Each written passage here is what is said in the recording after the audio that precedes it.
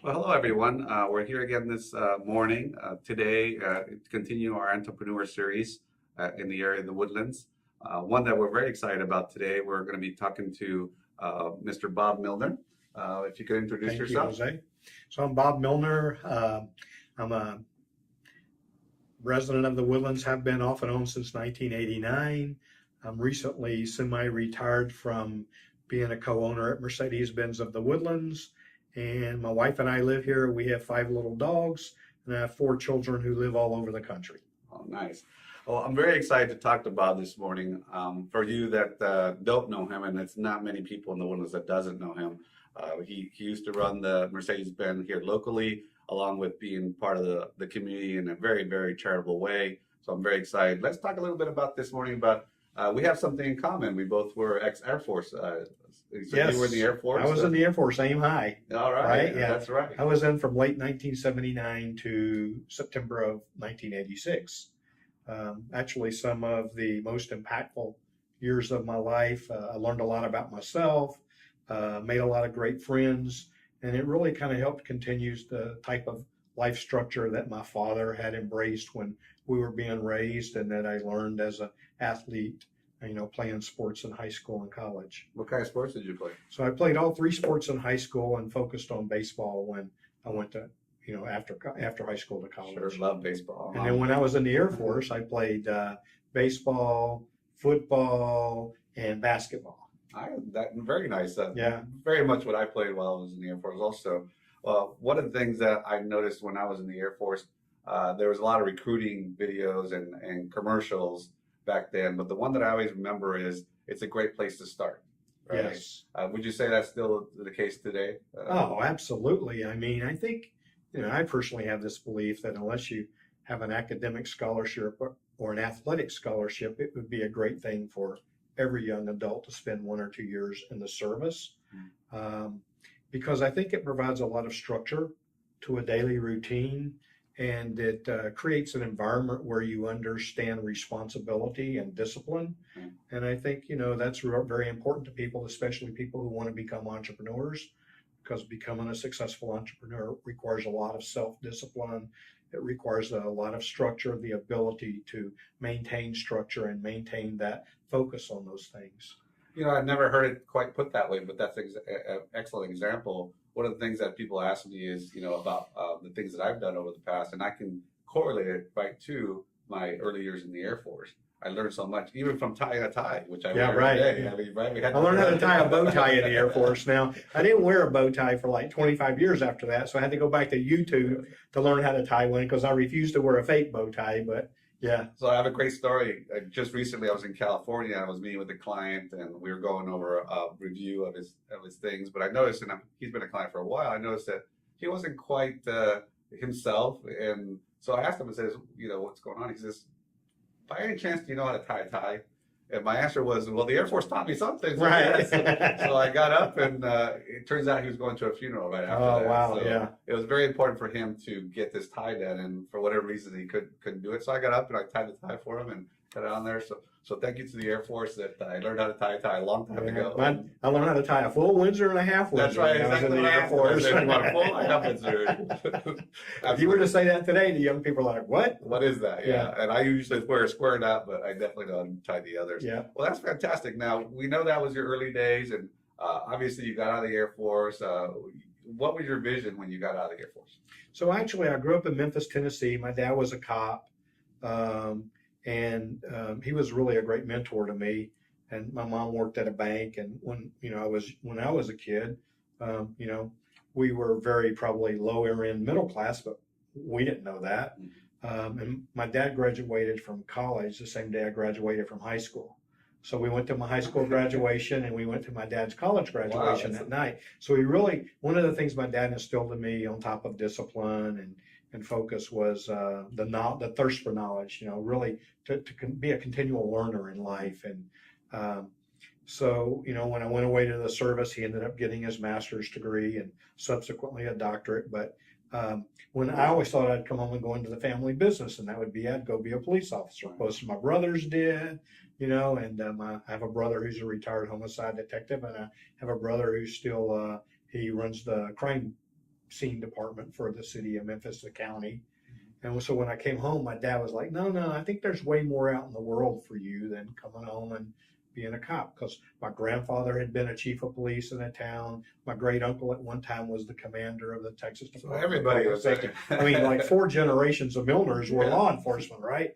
So, it sort of hurt my feelings, but he was like, no, you have the ability to make a much bigger impact, than just coming home, becoming a police officer and advancing through that. So I didn't really know what I was going to do. And I worked for Kroger for a while, trying to figure out what I wanted to do. And then I ended up going to work for a division of BP, an international division, and was involved in trade for plastics and chemicals, and really enjoyed that. It really opened my eyes up to opportunity. Had the opportunity to travel some internationally, and travel a lot domestically into Canada and Mexico, and I was like, wow, there's a big world out there, and that's what brought me to Houston. Right. And then one of the things that we like to tell young people too is that was kind of your corporate experience, right? Yeah. A lot of times young people they want to shy away from the corporate world because they want to be entrepreneurs, they have all this vision. But we always tell them, look, if you have an opportunity to go work for corporate America, it's a really good place to start, get your feet wet, learn and see some things. And then you can take that on to the entrepreneur. Now, you can't start as an entrepreneur from the beginning, but getting that experience is so valuable. Would you say that's the truth? Oh, absolutely. I think, you learn a lot of key cultural and leadership characteristics from working in a corporation. Some of them good, some of them maybe not so good, right?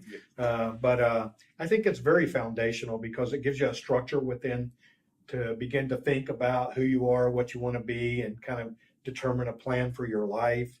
I never saw myself being in the car business.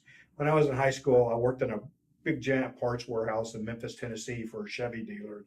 Everybody who worked there smoked, like 3 packs of cigarettes a day. They were miserable. They were grouchy. And I'm like, that is the last thing in the world I'll ever do with my life. So I never saw myself being in the car business. But, BP went through a transition, or our division did, and they basically closed our office and wanted me to live overseas. And I wasn't really excited about that because I had young children. And I had a friend who was in the car business, and that's how I got into the business. And I was only going to do it for like 90 days until I found another job. Sure. That was in like 92. So 30 years later. Yeah, 30 years later. Now, when you started in sales, or did you start? No, actually, I started out as like a greeter valet on the service drive, because honestly, it was just going to be something to keep me busy. And I sort of began to like, wow, this is a pretty neat business. So I decided I wanted to learn the whole business. So I literally worked every job in the car dealership. I worked as a service advisor, a parts advisor, service manager, parts manager, finance, sales manager, general manager. I mean, literally everything. I've washed cars, swept the floors. When you're in a small dealership, you have lots of responsibilities. And so I really began to develop a passion for the business, and kind of always felt like, there's got to be a way to take this business and make it something that is culturally significant and thinks about the consumer and the employee from an experience standpoint. So always in the back of my mind, that's what I was thinking about as I grew through my career.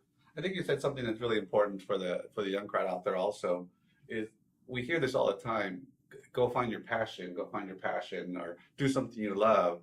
I actually am a little bit against that in the sense that love what you're doing. Right. If you love what you're doing, you will find your passion no matter what it is. But if you love what you're doing, you can do it better, and you can learn what you just did. You started at the very bottom end of the car business. You fell in love with it. You start to learn more about it, and then here you are 30 years later. You not only loved it, but grew to a very great business model that you just described. Right. Which I definitely want to hear more about, how you came about that. But it's very important. There's a small little difference is love what you do now. You don't have to stay in it, but love it and do it well, and you'll open up other doors. Yeah. Would you agree with that? No, I agree 100%. It doesn't have to be a passion. Many times we don't know what our passions are, and we don't know what they are until we're in the middle of them, and then we realize, wow, I'm becoming really passionate about this. And I think a lot of times it's more about experience, and the experience leads to passion. Right. Now, I know in your business, in the model that when I first met you with Mercedes, obviously Mercedes is all about service, But your guys' business was a little different. I've been to a lot of different dealers, and you guys were, there was something different. Can you talk about that a little bit? Yeah, so the guy that gave me the opportunity to be a partner with him had a really great vision, and we shared that same vision. And really, car dealerships don't set a very high standard many times for the level of service and culture. And we really wanted to do something that we thought was more than being a car dealer. So spent a lot of time studying organizations who had great employee culture, great levels of customer experience and loyalty, like Saks, The Win, Mandarin Oriental, Apple, Google, Zappos. Been through a lot of their training programs, their cultural programs. And then so we kind of set about building a cultural platform that was based on performance culture with accountability attached to it and focused on experience. And so we really tried to build a business that was dealt solely with experience and not with transactions, right? And so that's the way we built our culture. We hired based on that. We used a lot of, I would say, for the car business, quite unique methods to interview and hire people. We hired a significant number of people that came from outside the car business who had zero experience. I did hear that. And part of that is because we were building culture. We felt like we could teach people process and things like that, but you can't teach. It's difficult to teach people how to treat people the way they want to be treated. And it was interesting because as we began to develop our business and I became heavily involved in the community, I knew that what we were doing was working because I would go to events and people would say, hey, I was in your dealership and I was talking to one, such and such employee about a car, and I didn't buy anything that night. And it was really weird because I didn't feel like they were trying to make me buy a car. And in the back of my mind, I would think, yes, our culture is working, But however, when I'm ready to buy a car, I'm going back and buying it for you because I never felt like that, trying to buy a car. Right. And so, one of the things that I tried to get people to understand is that when I would go and talk to luxury alliance groups or stuff, and they would ask me who our competitors were, and I said, well, we don't really see our competitors as much as the BMW dealership or the Lexus or the Audi. We see our competitors as luxury realtors, high-end steakhouses, the Ritz-Carlton, flying first class to Europe, because that's where our target customer lives their life. Right. So how do we provide an experience that is what they expect in the rest of their life? And that's what we really focused on. And I experienced it firsthand when we were looking for a car. Full disclosure, I didn't buy a Mercedes, but we tried in the sense that we went to another Mercedes dealers just down the road, and really a poor experience. And I don't know if they're related, they're not related, but we walked in, my wife and I, we were in there for literally 15, 20 minutes. Nobody said that. Yeah. Nobody even acknowledged that we were in there. And so we walked around and we thought, okay, let's go. Now, when we went to your dealer, different story. We walked in, people were smiling and said hi. We did look for the car that we wanted. It wasn't quite the fit, and it was early on in the process of this new vehicle, so there wasn't many around. Mm-hmm. So it wasn't anything you guys did. It just there wasn't any inventory. Right. We ended up with a different vehicle, but the experience was there. And I know that in my book, if I have a mind to buy a Mercedes, that's the dealer I was going to go to. It wasn't even a question. It was that's where we're going to go. And I hear that a lot in the community for that reason. Yeah. Now with the dealership itself, I know one of the first times that I met you was through some of the charity work that you were doing, representing through the dealership. How did that come about, and how is that part of you? So one of the cultural pillars that my partner and I really wanted to build the business on was servants to the community. We both are servant leaders, and we believe that we have a responsibility, social responsibility, to be a leader in the community from a civic and a service standpoint. Also, we built that into our business culture also because we encouraged our employees to get involved, and we would actually pay them for up to 2 days worth of pay a year to go volunteer in some type of community service within the community where our business was located. That's a great idea. Now, we've always encouraged everybody in our firm to give back, but you just said something that just struck me like a ton of bricks, is that we should pay them to do that. Yeah. Because that's part of our culture. We already agree with that. And wow, that tidbit right there helped me a lot. Well, and then part of it is then they realize it just reinforces the importance that you place on service, right? If I'm willing to let you go do it and not make you take time off without pay to do it, I'm willing to let you pick, 2 hours, 4 hours, or whatever it is at a time to go do it, and I'm still going to pay you for it. I think that really reinforces the fact that, community engagement and service is extremely important to the culture of our business. Absolutely. I love that. I really like that. I hope you guys caught that. That is a wonderful piece of advice and something right now, it just hit me that I'm going to have to incorporate into our business. So it's obvious to us that are out there that have watched you in the community that you definitely have a giving heart. Is there anything in particular that you're very passionate about? Something in that you really like giving back to? Well, I think there's a couple of things. One, I'm very passionate about cancer programs. I have 3 children. All of them were cancer survivors under the age of 27. Wow. So, that's very close to me. I have a sister who is currently in the middle of her 4th battle with cancer. So that's very important to me. So I, became very involved with Memorial Hermann's in the Pink of Health program. I'm on the advisory council for Memorial Hermann, but I sit on the advisory council also for Canopy, which is a great cancer survivorship program that they've developed that's not anything like a medical program. So that's one big thing is I really am focused on that. The other thing is I'm focused on the welfare of animals. My wife and I have 5 dogs, rescue dogs. I kind of got into it by accident. I'd never even owned a pet 3.5 years ago.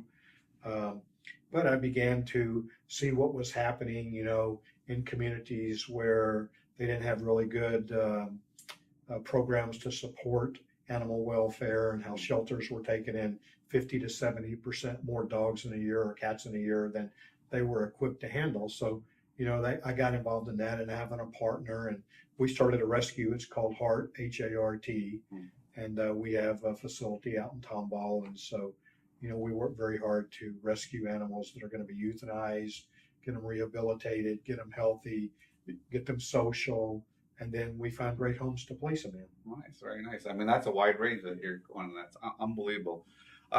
So we know you've now left Mercedes and you're semi-retired, but you're starting a new venture. You've brought it to what you want to do next. Tell us about that. So actually, when I always thought I would retire, I thought I would do 2 things: teach college and do some consulting work. And so organically, it's kind of happened probably faster than I really thought that it would. Had lots of opportunities and people reach out to me to have be like a fresh eye in their business. Sure, everybody wants you by their side. Right. Definitely. So, I'm beginning to work with people, small businesses, on understanding the focus of their business. If they're thinking about trying to scale up their operation, what's the right way to scale it up? How do they find the right people to come in and help them integrate and implement that process? I'm also doing a lot of work with nonprofits on organizational development, strategic planning, and which I'm really enjoying. I'm really enjoying being engaged with nonprofits and their boards and their executive directors and CEOs on those processes, because I believe, their mission is so great and there's so much need. And in a community like Montgomery County, where service is this is just such a serving community anyway. Very much so. I think clarity of focus is very important when they're looking at what their mission is and how they want to focus it. So that's really kind of where I'm focusing my efforts right now, and I'm really enjoying it. Yeah. Now, the name of the company is? So it's Turbo Consulting, and that stands for Teresa and Bob. I figured that. How's it working? Are you working with your wife? Is she involved? Actually, so she's beginning to work on some projects to help businesses with, her focus is really trying to find an easier way. So she's beginning to have the opportunity to talk to some businesses within their accounting operations or their process operations on, finding easier ways for them to do what they do daily. So taking some of tasks that takes them a lot of time and finding ways to create a system that allows it to take just a little bit of time. I think we could all use that. Yeah, we all can. Yeah. And that was really the primary focus of her career at her previous employer for many years, was, understanding the refinement of process and the refinement of finding a better way to do things. That's great. Now, do you have? I know with my wife, I love her dearly, but we can't really work together that well. How's that relationship? So actually, we work together pretty well. Okay. But her office is in one side of the house, and my office is in the other side of the house. Our biggest current frustration is who's going to be responsible for taking the dogs out when they need to go out, right? Sure. No, it's your time. Yeah. We text each other back and forth in the house, right? But no, we work well together. Yeah, we have one little chihuahua, so I can't imagine having five. That's Well, they typically don't all want to go to the bathroom at the same time. Sure. So it's going well. We talked earlier before the cameras came on and said it's going really well, better than expected. Even you already have some clients going on. What's it look like to you going forward from here? What are you looking to do? So I'm also in talks with a couple of universities about becoming involved in their entrepreneur programs and some of their leadership development programs. And hopefully over the next 30 days, I'll have a better definition of what that'll look like going into the future. I really enjoy, teaching college, and I believe that there's a lot of opportunity to bring experiential instruction into college programs and not just academic, because you can write a great book about, running a business and culture and leadership, but sometimes the book is not always the best blueprint and is not always the blueprint that works when you get into the real life of running a business, and especially from an entrepreneur's perspective. Many of them start out small and they're responsible for so many roles. And while you can create a great plan, one of the things about being an entrepreneur is your plan, you have to be able to accept change very easily and very quickly, right? Because change happens fast today. And so while a book may have a lot of great things, I think the experience factor is a great blend with academia when it comes to dealing with, culture, leadership, and entrepreneurship. Yeah, one of the things I talked about to a lot of the young guys and younger people that I talk to when it comes to entrepreneurship is an idea is great and the plan is great and the book that you read is great, but then when you go to do it, that's a whole other thing because you have to deal with people. Right. And people aren't a book. Yeah. So that's one big factor. And a lot of great entrepreneurial ideas, they forget about the people side, yeah. Right? But the other thing I've learned over, the last year or so is a lot of entrepreneurs think they need to have a big, gigantic business plan. Mm-hmm. And today you really don't. I mean, if you look at business plans that are presented, for instance, in Silicon Valley and to venture capitalists with a business idea to get funding for a business, they're usually like 2 or 3 pages, right? And it's not a 100-slide PowerPoint presentation. It's about 8 to 10 slides. Right. Because the business plan, while, great, it's like, what is the concept? What is the plan for execution? What is the plan for scaling? And then how are you going to fund it, right? And those are the big 4 components of it. And so I think if you can really narrow down the clarity and the focus on those, then that's your business plan, right? Then you need to understand, how am I going to market? And there are people that can help you with that and all of those things. But I think you need to have, it's funny, I think Florida State has this new model that's called lethally simplistic, right? And I actually read a book that used that same phrase. So I think the more lethally simple you can make things, the greater the potential success rate is. Right. All I can say is, wow, if you just listen to the last 2 minutes there, he gave you so much information for those out there looking to build a company that want to be entrepreneurs. Please listen to that. Go back and listen to it again. It was unbelievable the amount of information that he just gave you, and I really appreciate that you've done that for us. Yeah. One of the things that I know for our business is we have all kinds of different softwares. We have all the different statistics 24/7, marketing this, marketing that, giving here, giving there. And one of the things I talked to with my partner earlier is that we have to get simpler because we're starting to spread out too much, and you want to get back to being focused. And I think once you get focused, you become more efficient, you become better at what you do, and much more effective for our clients. Absolutely. I think I read a study in one of the newsletters I get. I don't know if it came from Harvard or Stanford, but they talked about the average business only uses about between 28 and 32% of the technical tools that they have to run their business. So if you think about all of the technical tools we have, we don't even use the majority of them, right? And I think sometimes we see technology as a way of making things simpler for us, and it ends up turning into a way of making things less simple for us, right? And I think with all the data that's out there, people get so interested in data, and data is very important. I was raised, let the data speak to you and it'll lead you where you want to go. But focus on the important data, right? What are the 5 to 8 key points of data that are important to you, and focus on those.